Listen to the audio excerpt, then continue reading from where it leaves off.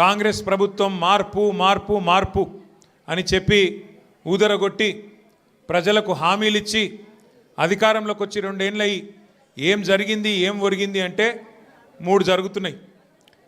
కూల్చివేతలు, పేల్చివేతలు, ఎగవేతలు. గంతే. ఈ ప్రభుత్వం ఏందా అంటే కట్టే కొట్టే తెచ్చే అని చెప్పినట్టు కూల్చివేతలు, పేల్చివేతలు, ఎగవేతలు. కూల్చివేతలు హైడ్రాన్ పెట్టి పేదోళ్ళ ఇల్లు కూలగొట్టుడు. మొత్తం ఆల్విన్ కాలనీకి వెళ్ళి మొదలు పెడితే అన్ని బస్తీలలో ఇల్లు కూలగొట్టుడు తప్ప ఒక్క హైదరాబాద్లో ఒక్క ఇటుక పెట్టింది లేదు, ఒక ఇల్లు కట్టింది లేదు. ఇందిరమ్మ పేరు చెప్పుకొని బతుకుడు తప్ప ఒక్కటంటే ఒక్కటి మంచి పని మాత్రం గరీబోళ్లకు చేసింది లేదు ఈ ప్రభుత్వం వచ్చినాక. రెండోది పేల్చివేతలు. ఈ లంగలే ఈ కాంగ్రెస్ వాళ్ళే ఆ కాళేశ్వరంలో ఉన్న మేడిగడ్డ బ్యారేజ్ని వీళ్ళే వెలిచిండ్రు. తర్వాత ఇప్పుడు మన చెక్ డ్యాములు వెలుస్తున్నారు. ఒకటి కాదు 2-3 వెలిచిండ్రు ఇప్పటికే. కేసీఆర్ గారేమో కడితే ఈ దరిద్రులు వచ్చిన తర్వాత పేల్చి పారేస్తున్నారు చెక్ డ్యాములు. ఇక మా వెంకటేశ్వర రెడ్డి గారు ఇక్కడ ఉన్నాడు.